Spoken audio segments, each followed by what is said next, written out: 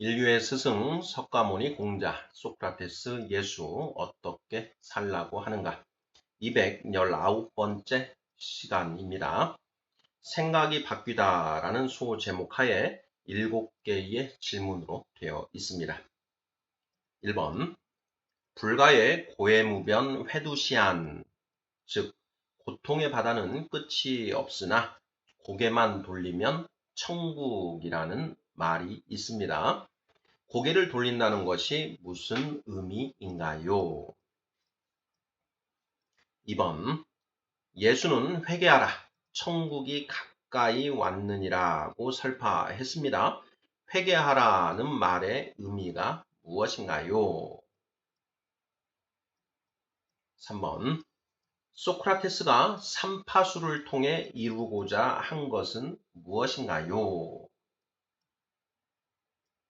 4번 스스로 득도한 석가모니와 공자가 제자들을 가르친 이유는 무엇인가요?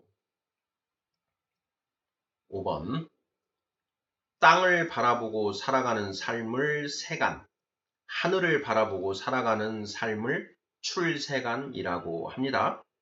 당신은 땅을 바라보고 살고 있나요? 하늘을 바라보고 살고 있나요? 6번 땅은 보이는 세상이고 하늘은 보이지 않는 세상입니다. 당신은 보이는 세상만 바라보고 사나요? 보이지 않는 세상도 바라보고 사나요? 7번 궁극의 경지에 오른 사람들은 생각이 바뀐 사람들입니다.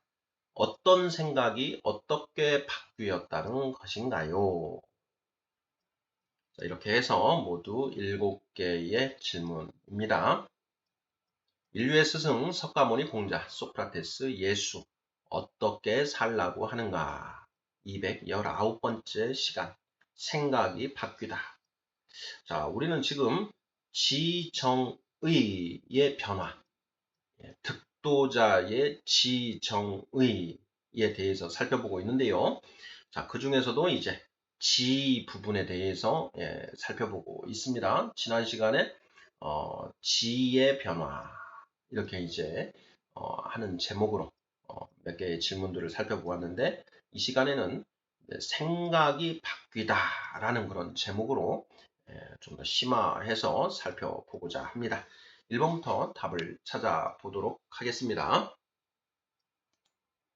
1번 불가의 고해무변 회두시안 즉 고통의 바다는 끝이 없으나 고개만 돌리면 천국이라는 말이 있습니다. 고개를 돌린다는 것이 무슨 의미인가요? 하는 질문입니다. 자, 고해무변 회두시안 이것에 대해서도 우리가 몇 번 살펴보았지요. 고해, 고통의 바다, 무변, 끝이 없다. 회두, 고개를 돌리다. 시안, 천국을 본다, 보다. 이런 뜻이죠. 고통의 바다는 끝이 없지만 고개만 돌리면 천국이다. 이렇게 되어 있습니다. 이런 뜻이죠. 자, 고개를 돌린다는 것이 무슨 뜻인가 하는 부분. 이 부분을 우리가 생각을 해봐야 되는데 자, 어떤 의미인가요? 고해무변 회두시안의 회두, 고개를 돌리다, 고개를 돌리다. 고개를 돌리다라는 것이 무슨 뜻인가? 자, 우리 구독자분들, 고개를 돌린다는 것이 무슨 뜻이라고 생각하시나요? 저는 오늘 그 제목처럼 생각이 바뀌다 이렇게 되어 있는데요.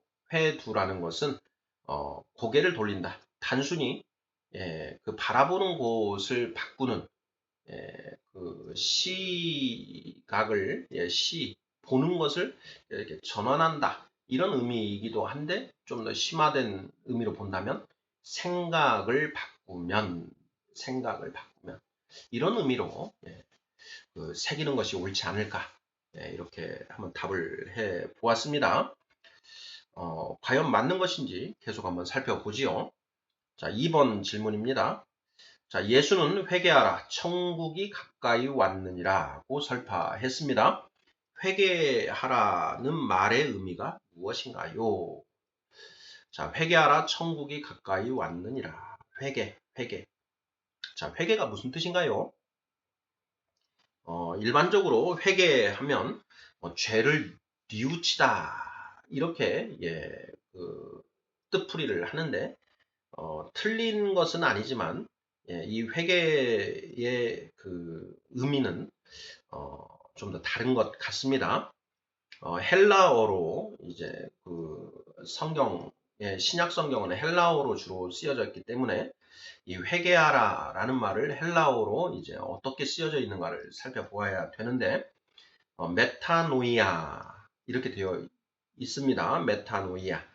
여기에 메타는 change, 바꾸다라는 그런 의미이고 노이아는 mind, 생각이라는 의미를 가지고 있다고 합니다. 그래서 메타노이아라고 하면 생각을 바꾸다라는 그런 의미가 된다라는 것. 이것도 이미 한번 살펴봤었지요. 회개하라. 천국이 가까이 왔느니라. 회개하라. 생각을 바꾸라. 생각을 바꾸라. 천국이 가까이 왔느니라. 고해무변 회두시안. 상당히 비슷한 의미를 내포하고 있지 않은가 싶은데요. 회개하라, 메타노이아, 생각을 바꾸다 라는 뜻이다 라는 것. 이걸 좀 우리가 한번 생각을 해보고요. 자, 3번입니다. 소크라테스가 삼파수를 통해 이루고자 한 것은 무엇인가요? 하는 질문입니다. 소크라테스의 삼파술. 자, 소크라테스의 어머니가 이 삼파였다. 그 아이를 낳는 여인들을 도와서 아이를 잘 낳도록 하는 그런 이제 직업을 가지고 있었다. 이렇게 전해지는데요.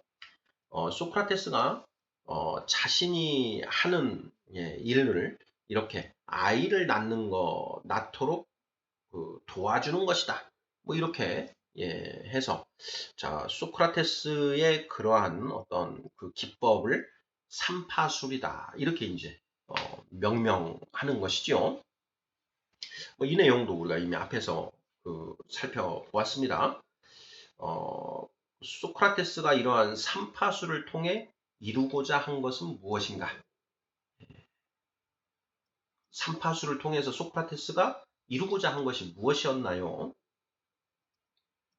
이 상대방, 우리가 이제 소크라테스의 대화법이라는 그런 이야기를 하는데, 소크라테스는 대화를 통해서 상대방이 그 무지의 상태에서 깨달음으로 나아가게 하는 그런 어떤 그 대화 방법을 대화에 정통했다.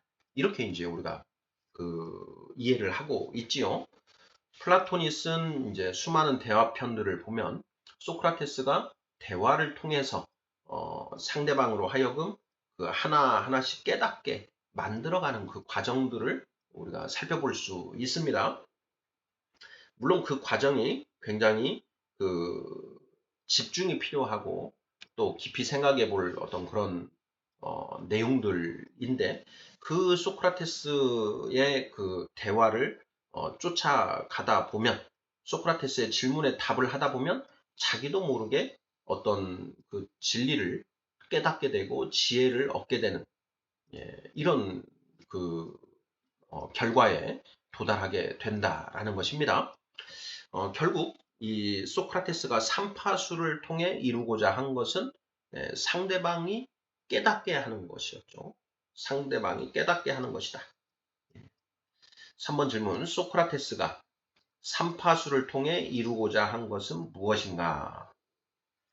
상대방으로 하여금 깨달음을 얻을 수 있게 하기 위해서였다라는 것이죠. 지혜를 낳게 한다라는 의미에서 삼파술이다.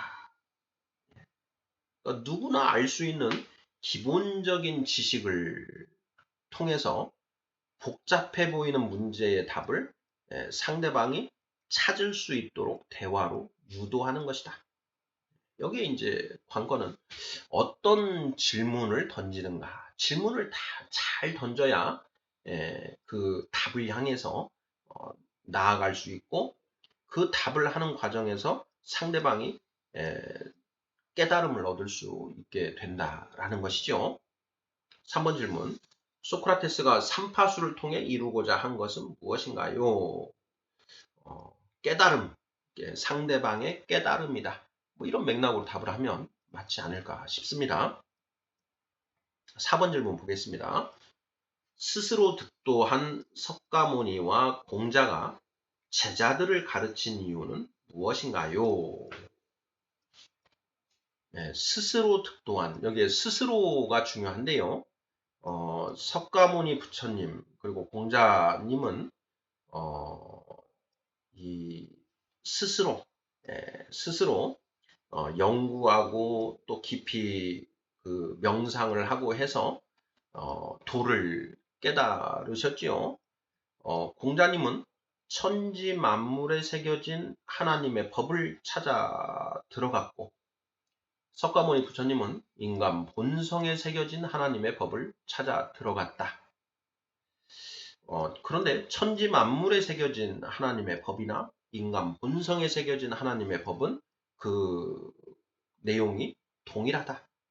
왜냐? 안을 창조하신 분이 박 또한 창조하셨고 박을 창조하신 분이 안 또한 창조하셨기 때문에 안팎을 관통하는 하나님의 법은 동일하다. 결국 공자님이 찾은 하나님의 법이나 석가모니가 찾은 하나님의 법은 그 내용이 대동소이하다. 이렇게 우리가 보면 딱 맞는 것 같습니다.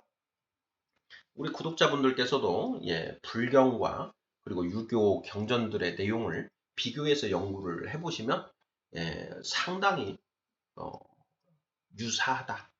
같은 내용이다.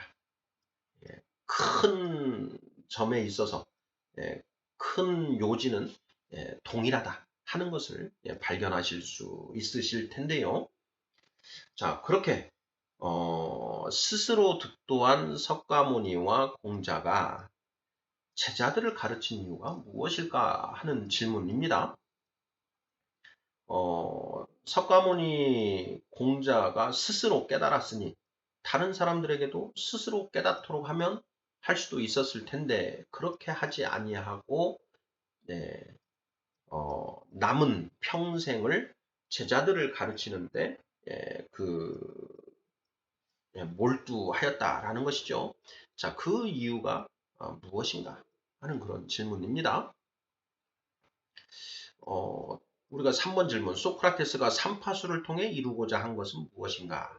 자신이 깨달은 어떤 그 진리를 상대방도 깨닫게 하기 위해서 이렇게 답을 하면 되는데 그것과 같은 맥락 아닌가 싶습니다.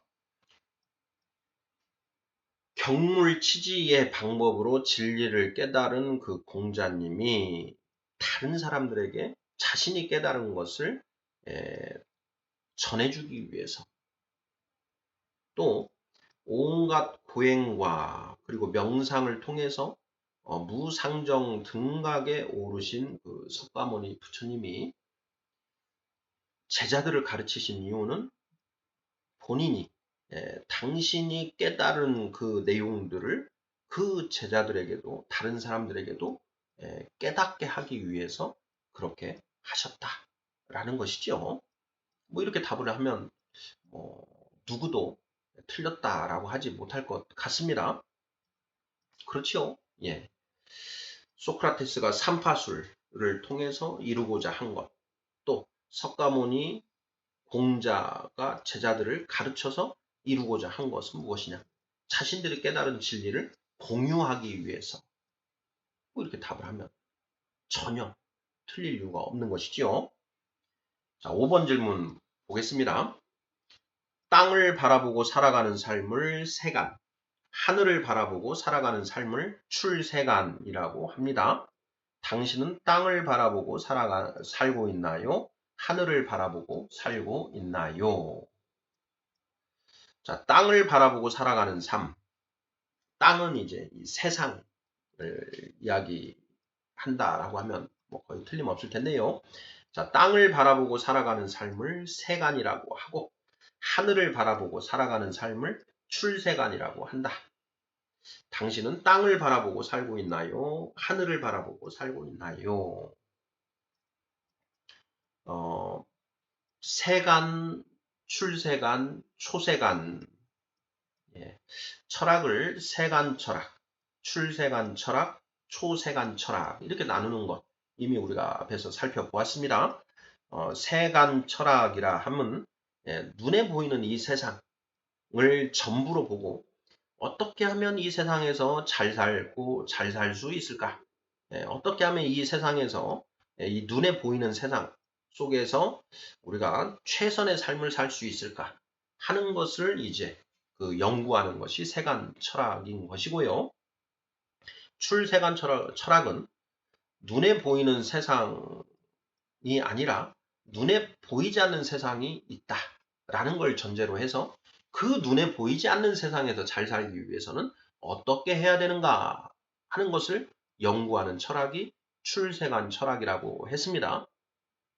자, 초세간 철학은 무엇이었습니까? 초세간 철학. 자, 그렇게 이제 출세간 철학을 통해서 답을 얻은 그 사람이 이 현실 세상을 등질 수는 없는 것 아니겠습니까? 그래서 자, 이 현실 세상 속에서 눈에 보이지 않는 세상을 향해서 나아가야 하는데, 자, 어떻게 하면 이 세상에 발딛고 서서 눈에 보이지 않는 세상을 향해 나아갈 것인가 하는 것을 연구하는 철학이 바로 초세간 철학이다. 이렇게 이제 우리가 살펴보았죠.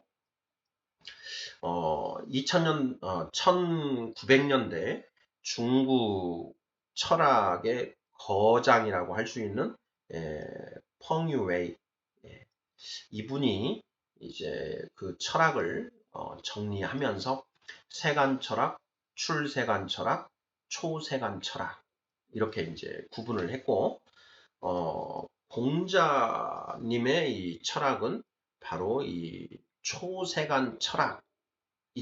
이렇게 이제 정의를 합니다. 중국의 철학 사조를 쭉 이렇게 분석을 하면서 뭐 예를 들어서 그 법가 사상이 있지 않습니까? 예, 법가 사상, 한비자, 이들이 이제 추구한 것은 이 눈에 보이는 세상에서 어떻게 하면 이 세상을 평화롭고 잘 유지할 수 있을 것인가 하는 그러한 방법론을 연구했다. 그래서 그러한 이제 철학은 세간 철학이다. 이렇게 볼 수 있다라는 이렇게 구분을 하는 것이고요. 도가 사상, 신선이 되고자 하는 어떤 이런 류의 이제 그런 그 공부 방법은 이제 출세간 철학에 속한다. 이렇게 이제 구분을 합니다. 그러면서 이 공자님의 가르침은 이제 초세간 철학으로 구분을 하는데 그 이유가 무엇이냐? 공자님은 그 천명을 추구하였는데 그 천명을 어떻게 하면 이 세상 속에서 천명을 실현하면서 천명을 붙들고 나아갈 것이냐 하는 그런 방법을 연구했다라는 것이죠. 그래서 공자님의 이 가르침은 초세간 철학에 해당한다. 그러면서 석가모니 부처님의 가르침도 그러한 초세간 철학에 해당된다.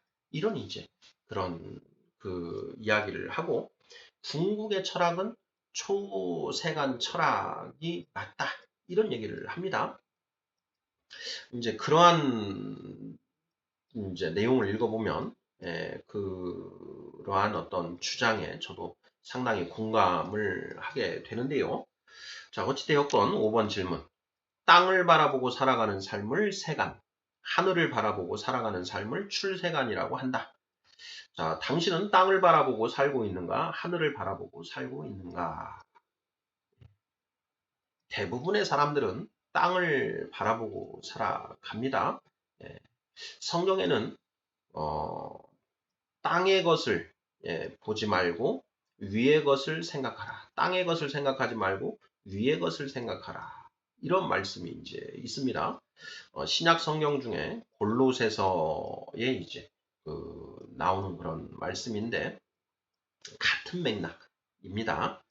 자, 6번 문제를 통해서 좀 더 구체화시켜 보지요. 자, 6번.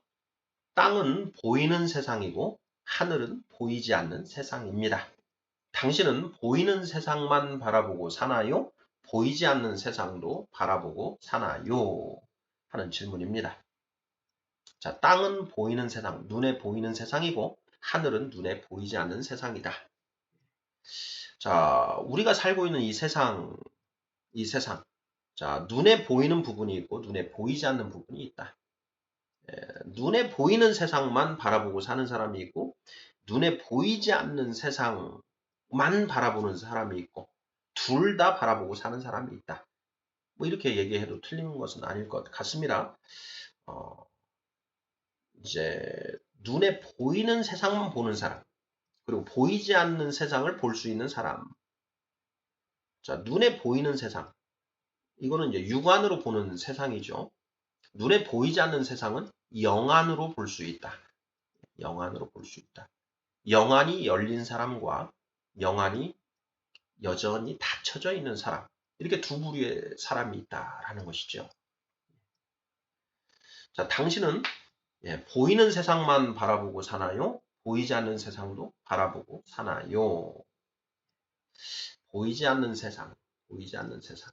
그걸 볼 수 있는 사람은 매우 드물죠.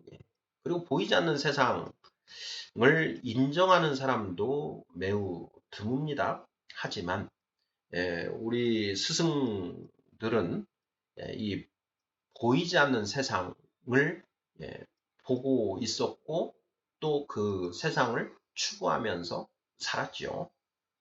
석가모니 부처님, 공자님, 소크라테스, 예수 그 삶과 가르침을 살펴보면 이들이 눈에 보이는 세상뿐만 아니라 눈에 보이지 않는 세상까지 같이 보면서 이 눈에 보이는 세상 속에서 눈에 보이지 않는 세상을 향해 나아가는 삶이 어떤 것인가 하는 것에 대한 가르침을 펴고 있다라고 보면 거의 틀림없는 것이지요. 자, 당신은 보이는 세상만 바라보고 사나요? 보이지 않는 세상도 바라보고 사나요? 당신은 땅을 바라보고 살고 있나요? 하늘을 바라보고 살고 있나요? 같은 맥락의 질문입니다. 대부분의 사람들은 눈에 보이는 세상만 바라보고 살지요. 구도자의 길에 들어서서 득도를 한 그런 구도자들과 득도자들이 이제 눈에 보이지 않는 그런 세상을 보려고 하고 보는 사람이다. 이렇게 답을 하면 거의 틀림없을 것 같고요. 그 외에 나머지 사람들은 보이지 않는 세상은 무시하고 눈에 보이는 세상만 보고 살아가는 것이죠. 그래서 그런 보이는 세상만 바라보고 사는 사람들의 그 최고 가치는 행복입니다. 행복. 반면에 눈에 보이지 않는 세상을 보고 사는 사람들의 최고 가치는 거룩이다. 이렇게 표현을 하면 딱 맞을 것 같습니다. 소크라테스가 나는 죽은 뒤에 이 순수한 영혼이 사는 그 순수한 땅에 들어가기를 소망한다. 그곳에 들어가기 위해서는 나의 영혼을 순수하고 깨끗하게 가꾸어야 된다. 그렇게 순수하고 깨끗해지기 위해서는 지혜, 궁극의 지혜를 얻어야 된다. 그것은 땅의 지혜가 아니고 하늘의 지혜다. 이런 얘기를 하지 않습니까? 바로 그것을 다른 표현으로 한다면 거룩이라고 이제 표현할 수 있는 것 같습니다. 그 성경 66권을 관통하고 있는 이제 그 하나님의 말씀이 있는데요. 내가 거룩하니 너희도 거룩하라 라고 하는 그런 표현입니다. 내가 거룩하니 너희도 거룩하라. 땅만 바라보고 사는 사람들은 행복을 추구하고 하늘을 바라보고 사는 사람들은 거룩을 추구한다. 거룩해지기 위해서는 이 땅의 그 것들도 포기할 수 있다. 이런 가치관을 가지고 살아가는 것이죠. 세상 사람들은 부와 권력과 명예와 쾌락을 추구하면서 살아간다. 자, 반면에 이 5단계 인격자들은 하늘의 복, 하늘의 신령한 복을 추구하면서 살아간다. 하늘의 거룩한 기쁨, 거룩한 감사, 거룩한 평화, 이러한 것들을 하늘의 신령한 복, 하늘의 복이라고 할 수가 있는데 그러한 복을 추구하며 살아간다. 복에는 열복과 청복이 있다. 열복은 땅의 기름진 복이고 청복은 하늘의 신령한 복이다. 다산 정약용 선생이 청복을 추구하면서 살았다. 이런 내용들을 우리가 쭉 살펴보았지요. 당신은 보이는 세상만 바라보고 사나요? 보이지 않는 세상도 바라보고 사나요?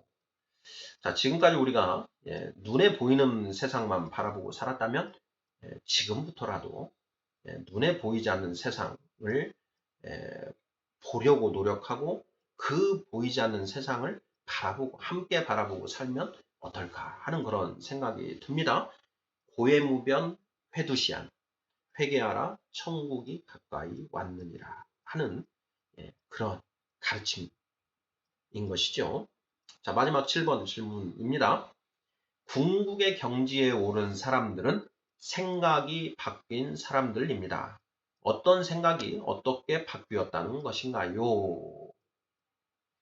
자, 지난 시간에 지의 변화, 지정의 중에 지의 변화에 대해서 살펴봤는데요. 기존에 가지고 있던 그 세상적인 지식, 세상적인 지혜, 그러니까 세상의 가르침을 모두 버리고 하늘의 가르침으로 생각이 바뀌었다. 이거죠. 기존의 생각이 새로운 생각으로 바뀌었다. 지적인 측면에서의 갱신, 깨달음을 통해서 기존의 거짓 지식들을 버리고 새로운 참 지식으로 채워졌다. 이게 바로 지의 변화였지요. 지정의 중에 가장 먼저 이 지의 변화가 이루어져야 된다라는 것이죠. 인간은 누구나 이성과 양심을 가지고 있다. 그 이성과 양심을 통해서 스승들의 가르침을 연구하고 그것을 통해서 생각이 바뀌는 것. 이것이 바로 이제 깨달음인 것이죠. 고해무변 회두시안 메타노이아 생각이 바뀌다. 생각이 바뀌다. 그 생각이 바뀌어야만 하죠. 근데 가장 먼저 바뀌어야 되는 생각이 무엇인가? 세상은 눈에 보이는 세상이 있고 눈에 보이지 않는 세상이 있다. 그런데 이 눈에 보이지 않는 세상이 매우 중요하다. 어찌 보면 더 중요하다라는 것. 이 부분이 가장 먼저 바뀌어야 되지 않을까 싶습니다. 석가모니 부처님의 가르침, 바냐바라 밀다심경 보면 색즉시공 공즉시색이라고 하는 8글자의 법문이 있는데요. 색즉시공 공즉시색. 색, 눈에 보이는 세상은 공하고 공즉시색, 공, 보이지 않는 세상이 실제다. 우리 눈에 보이지 않는 세상이 리얼, 진짜 세상이고 우리 눈에 보이는 이 세상은 일종의 가상현실이다. 플라톤의 이데아. 이 세상은, 우리가 살고 있는 이 세상은 그림자에 불과하다. 동굴의 비유. 이러한 내용들이 다 같은 맥락인 것이지요. 색 즉 시공, 공 즉 시색. 색, 눈에 보이는 물질 세계. 색 즉 시공. 눈에 보이는 물질 세계는 가짜고, 공, 눈에 보이지 않는 그 세상이 공 즉 시색, 진짜다. 우리가 살고 있는 이 세상은 가상현실이다. 가상현실의 건너편에 진짜 세상이 있다. 뭐 이런 얘기들을 우리 스승들께서 하고 계시는 것 같습니다. 석가모니 부처님도 그렇게 말씀하시고, 공자님도 그렇게 말씀하시고, 소크라테스도 사후세계, 순수한 영혼이 가서 사는 순수한 땅에 관해서 이야기를 하고 있고, 예수님도 천국에 대해서 말씀을 하시더라. 7번 문제. 궁극의 경지에 오른 사람들은 생각이 바뀐 사람들입니다. 어떤 생각이 어떻게 바뀌었다는 것인가요? 자, 기존에 가지고 있던 그런 생각들이 완전히 새로운 생각으로 바뀌었다. 기존에 가지고 있던 생각들은 거짓. 새롭게 가진 생각들은 참. 그런데 우리가 석가모니, 공자, 소크라테스, 예수 이분들께서 남기신 그 말씀들을 통해서 진리, 참 진리가 무엇인지를 알 수 있다. 그래서 우리가 공부를 해야 된다. 그러한 공부를 통해서 우리의 생각이 바뀌게 된다. 그 생각이 바뀌면 우리의 이 감정이 바뀌고 우리의 의지가 바뀌게 된다라는 거죠. 지정의의 변화. 5단계 인격자들의 경지, 5단계 인격자의 지식, 지성, 5단계 인격자들의 감성, 성품, 5단계 인격자들의 의지의 측면은 우리 범부들과는 차원이 다르다 하는 내용들을 지금 살펴보고 있는 것입니다. 자, 인류의 스승 석가모니, 공자, 소크라테스, 예수 어떻게 살라고 하는가? 219번째 시간 생각이 바뀌다라는 소제목 하에 7개의 질문들 살펴보았습니다. 감사합니다.